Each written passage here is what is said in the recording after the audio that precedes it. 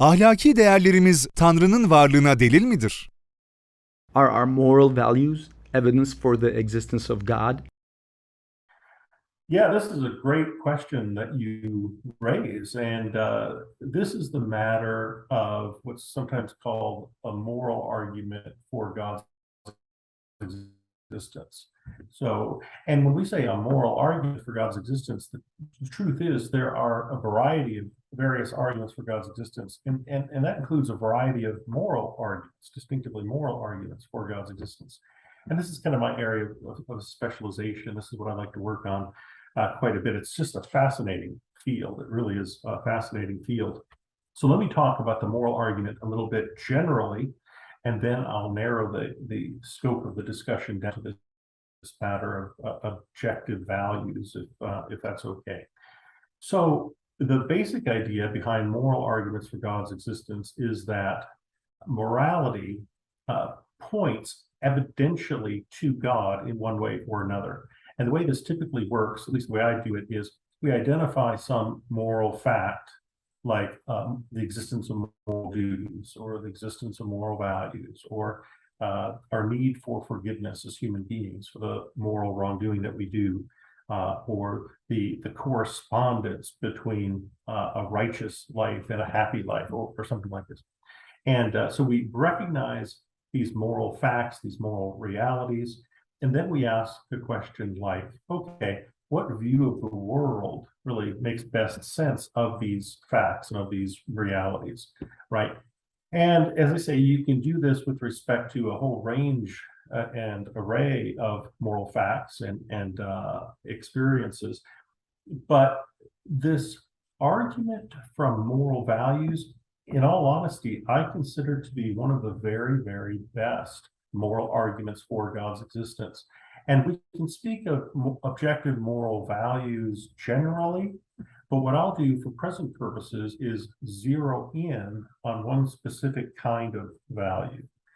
Because I want to talk about, again, this matter of human value and how it in particular gives us reason to believe that God exists.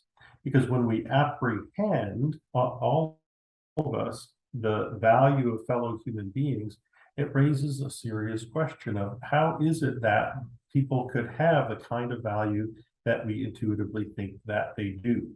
And God makes an excellent explanation, provides an excellent explanation for this kind of infinite value of human beings. Much better than, say, what our atheist friends could provide, right? According to whom, we just sort of naturalistically came about. We have no spirit, we have no soul, we're not eternal creatures, we're just collocations of atoms and molecules. It's not at all clear, if that story is correct, why we would have the kind of deep, infinite value and dignity and worth as human beings that we intuitively think that we do. So I find this to be a really nice bridge building exercise with, say, folks who don't believe that God exists, because I can start by saying not something negative or critical of them. I can actually affirm that in their humanity, on my view, they have infinite worth and infinite dignity and infinite value, right? And that's a nice way to start a discussion, as opposed to, you're bad or something like that, and we are kind of bad too. There's that discussion to be held and what to do about that. But I find this appeal to intrinsic human value to be a really great segue to have a substantive conversation about where the evidence that we all encounter every day, where it leads, and I think that it leads directly to the existence of a good and loving God. I'm really deeply convinced of that.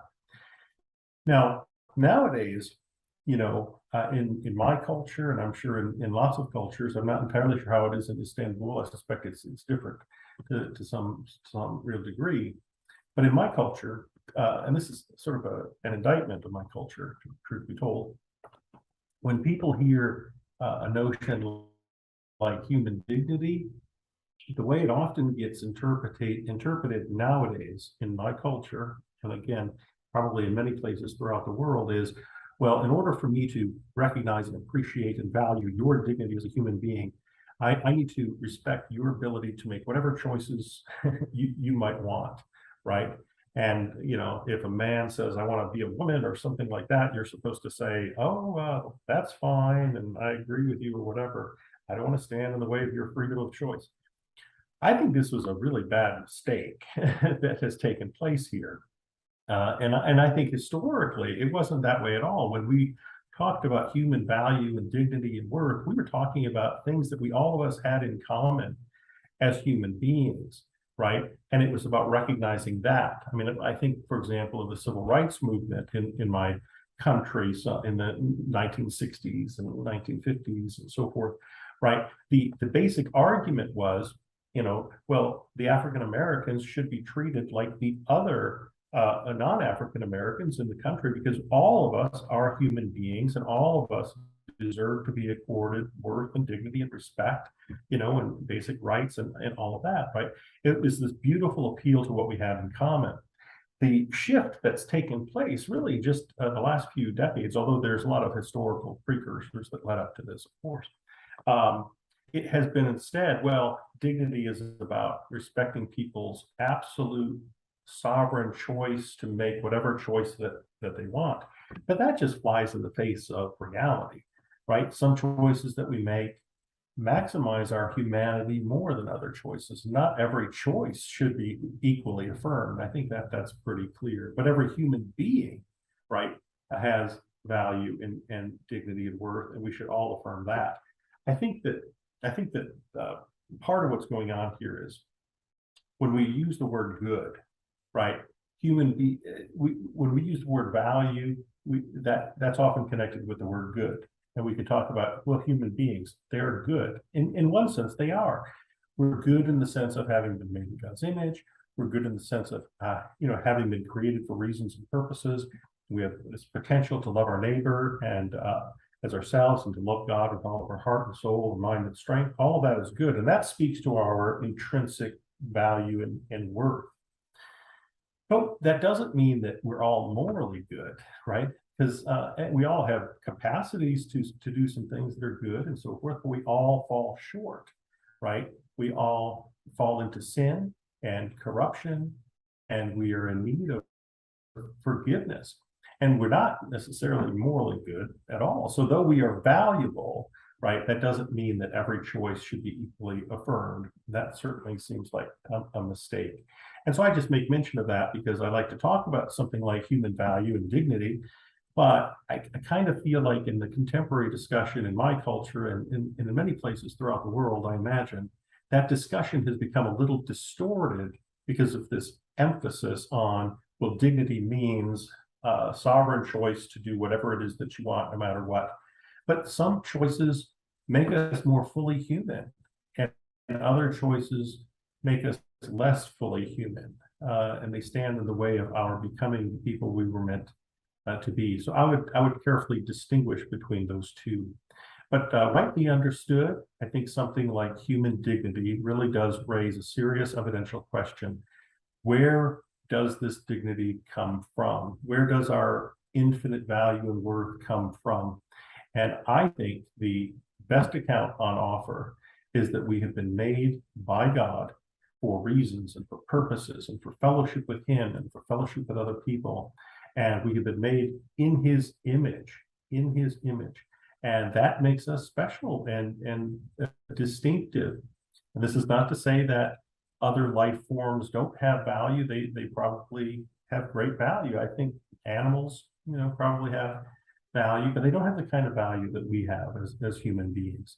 And I think it's related to the fact that we're never told in the Bible that the animals were made in God's image, but we were. And I think that makes us a very special sort of creature, and that all of us as human beings intuitively recognize it. And that's crucially important if you're trying to construct a moral argument, because you can't presuppose what you're trying to establish in the argument, right? So you don't have to believe first that God exists and God made us in his image, before you recognize that we have intrinsic value, you can recognize intuitively that we all have intrinsic value. And then you can ask that question, okay, now what best explains it? Naturalism or theism, right? Or something else. And I think theism wins hands down. So yeah, this is a really powerful version of the moral argument. And in recent times, in the past, I had worked on different versions of the moral argument, and there are plenty of them, and they're really interesting and compelling.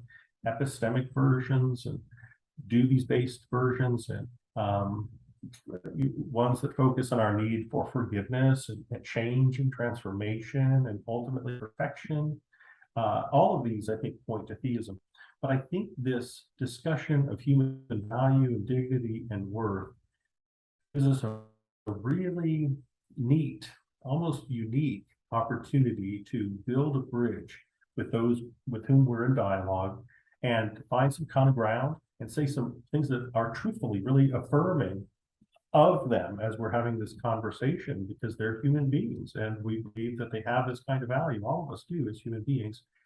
And then, having generated this conversation, having built some bridges, then we could just have an honest conversation, right? Is this sense that people have this kind of value a reliable sense, or is it just, in our imagination? I really think it is reliable, and I think it's a window of insight into the nature of the world. And so I highly encourage folks who want to use evidence and argument to persuade others to take belief in God more seriously, to give some real thought to this matter of human dignity, value, and worth, and think about it in terms of what sort of evidence that is. Like, where does it point? And I think that it points straight to value and dignity and infinite worth. So that's my answer to that question.